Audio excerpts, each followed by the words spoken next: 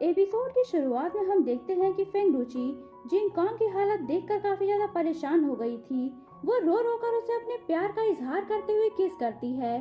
उसके किस करते ही मिरेकल हुआ था और जिंगकोंग बोल पड़ा था, जिससे फेंग रुचि काफी खुश हो जाती है। इसके बाद जब जिंगकोंग थोड़ा ठीक हो जाता है तो फेंग रुचि उसे प्रपोज करती है, पर जिंगकोंग इसका कोई जवाब नहीं देता, जिससे फेंग रुचि काफी ज्यादा डिसअपॉइंट हो गई थी। नेक्स्ट डे जिंगकोंग सीनियर मास्टर से पूछता है कि आखिर उसकी जान कैसे बच गई, जिस पर सीनियर मास्टर उसे बताते हैं कि शायद ये फेंग रुचि की वजह से हुआ है, वही तुम्हारी इस बीमारी का इलाज है। यहाँ हमें एक फ्लैशबैक दिखाया जाता है जिसमें हम जिंगकोंग और फेंग तियानी को फाइट करते हुए देखते हैं। जिंगकोंग की बॉडी पर फ्लावर गॉडेस का कब्जा था और वो फेंग तियानी की बेटी को मारना चाहती थी, पर जिंगकोंग खुद पर कंट्रोल करते हुए फेंग तियानी को खुद को मारने का बोलता है, जिस पर फेंग तियानी उसे उसी की स्टिक से स्टैब कर देता है। इस इंसिडेंट में जिंगकोंग के ब्लड की एक ड्रॉप बेजान पड़ी फेंग रुचि पर पड़ जाती है, जिससे उसे तुरंत ही होश आ गया था। प्रेजेंट में जिंगकोंग मास्टर से कहता है कि जब भी मैं उसके साथ होता हूँ तो उसकी जान खतरे में आ जाती है। मैं नहीं चाहता कि फेंग रुचि को मेरी वजह से कुछ हो जाए, इसलिए वो डिसाइड करता है कि वो फेंग रुचि से दूर ही रहेगा, और वो ऐसा ही करता है, जिससे फेंग रुचि काफी ज्यादा हर्ट फील करती है।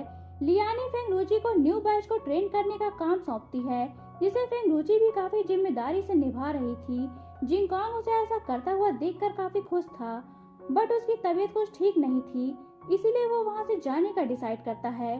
उसके जाने की खबर लियानी आकर फेंग रुचि को देती है, जिसे सुनकर फेंग रुचि तुरंत उसे रोकने चली गई थी और उसे अपनी फीलिंग भी शेयर करती है, जिसे सुनकर जिंगकोंग भी इमोशनल हो गया था। यहाँ उन दोनों के बीच एक रोमांटिक सा सीन क्रिएट होता है और दोनों एक दूसरे से अपने प्यार का इजहार करते हैं। इधर दु क़ियानिन डिसाइड करती है कि वो मुयान को सिल्वर विंग का चीफ बनाएगी।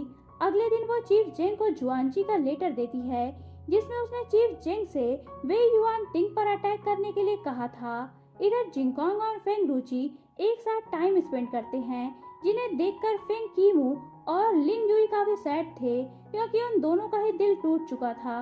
दूसरी तरफ चीफ सभी को बुलाकर वॉर का बताते हैं और लियानी के साथ ही साथ मुयान को भी वॉर की जिम्मेदारियां सौंपते हैं। इधर जिंगकोंग की नजदीकियां जब से फेंग रुचि से बढ़ी थी, तब से उसकी पावर्स खत्म होती जा रही थी।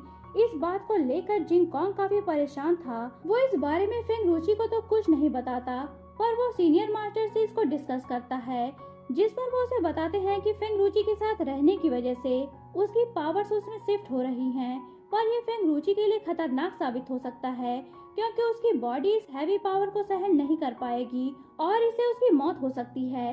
इस बात को सुनकर जिंगकोंग काफी सैड था। तभी वहाँ फेंग रुचि आती है और उसे बताती है कि वो सबके साथ वॉर पर जा रही है। वो जिंगकोंग से फेयरवेल किस मांगती है, जिस पर पहले तो जिंगकोंग डिनाई करता है, पर फिर बाद में वो उसे पैशनेटली किस करता है।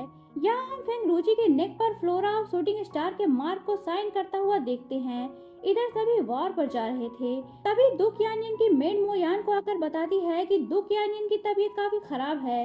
इस पर मुयान तुरंत उसके पास पहुँचता है, जहाँ वो बिस्तर पर पड़ी थी। उसने ये नाटक जानबूझकर किया था ताकि मुयान वॉर पर ना जा पाए और उसकी जान बच जाए। फिजिशियन भी उसके प्लान में शामिल था। वो मुयान को बताता है कि ये काफी गंभीर रूप से बीमार है। अब मुयान दु क़ियानिन के पास बैठ जाता है। ये देखकर लियानी काफी हार्ट ब्रोकन फील करती है। वो उसे वॉर पर चलने को कहती है, पर मुयान कहता है कि तुम चलो, मैं थोड़ी देर बाद आऊंगा। इस पर लियानी वहाँ से चली जाती है।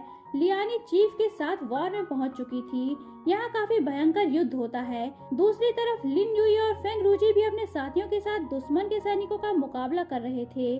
तभी वे युआन तिंग अपने बॉडीगार्ड के साथ मिलकर चीफ पर हमला कर देता है और दूसरी तरफ फेंग रुचि और उसके साथियों पर भी पहाड़ी से बम बरसा देता है, जिसमें उसके बहुत से साथी मारे जाते हैं।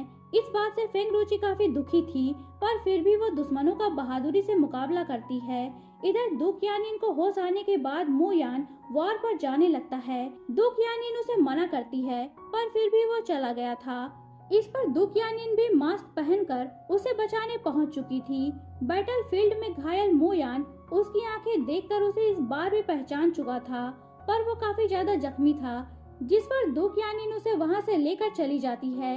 इधर चीफ तीर लगने से जख्मी हो चुका था। तभी वहाँ फेंग रुचि अपने सीक्रेट हथियारों के साथ उड़ते हुए उन पर हमला करती है। ये देखकर सभी के दिल में उम्मीद जगी थी, पर वे युआन तिंग उस पर तीर चलाकर उसे नीचे गिरा देता है। नीचे गिरते हुए उसकी नेक पर मौजूद फ्लोरा शूटिंग स्टार का मार्क साइन करता है और उसके गोल्डन विंग्स दोबारा से निकल गए थे। ये देखकर वहाँ मौजूद सभी लोग हैरान थे, पर वे युआन तिंग के ऑर्डर पर एक बार फिर से वॉर स्टार्ट हो जाती है।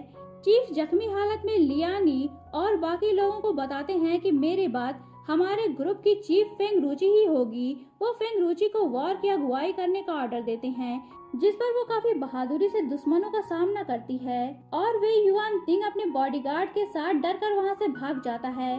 शाम को आर्मी कैंप के पास उनके सोल्जर्स की लाशें बिछी थी, जिन्हें देखकर फेंग रुचि काफी सैड थी, पर उसके साथी और बाकी सोल्जर्स उसका हौसला बढ़ाते हैं, जिससे उसमें अब एक नया जोश आ चुका था। इसके बाद वो काफी देर तक बाहर ही बैठी थी। तभी वहाँ घोड़े पर सवार जिंगकोंग पहुँच जाता है, क्योंकि अब उसमें मैजिकल पावर्स खत्म हो चुकी थी, पर फिर भी वो इंसानी रूप में फेंग रुचि को प्रोटेक्ट करने आ पहुँचा था। वो फेंग रुचि को दिलासा देता है कि मारे गए लोगों की वजह वो नहीं है, इसमें उसका कोई कसूर नहीं है, उसने अपनी जिम्मेदारी काफी अच्छी तरह निभाई है। इधर मुयान को जब होश आता है तो वो कॉटेज हाउस में था। वो आसपास दुकयानिन को ना पाकर उसे ढूंढने निकल जाता है। बाहर उसे दुकयानिन दिखती है, वो उसे गले से लगा लेता है।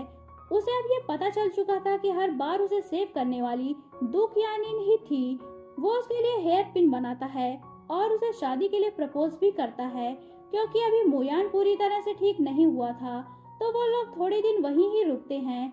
इसके बाद जब मुयान ठीक हो जाता है तो वापस कैवेलरी आते हैं, जहां लियानी उन्हें एक साथ देखकर सैड फील करती है।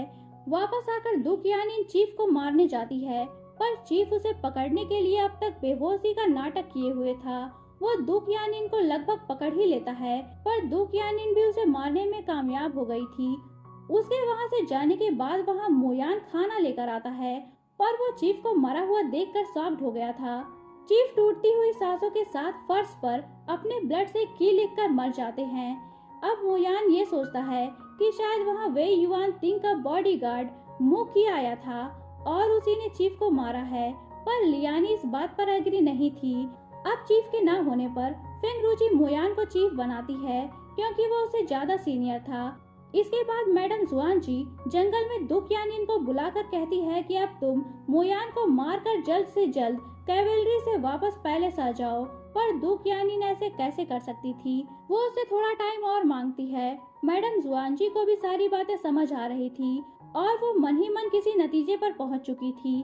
वापस आकर दुकयानिन मुयान को शादी के लिए कन्विंस कर लेती है। मुयान भी थोड़ा ना नुकर करने के बाद उससे शादी के लिए एग्री हो गया था। इधर जिंगकोंग अपने टूटी फूटी पावर्स के साथ उस मोमेंट को देखने की कोशिश करता है जब दुकयानिन ने चीफ को मारा था। वो ये बात फेंग रुचि और लियानी को बताता है। इतने में वहाँ लिन युई आकर फेंग रुचि को बताती है कि उसे कोई मिलने आया है। ये सुनकर फेंग रुचि थोड़ा हैरान हुई थी।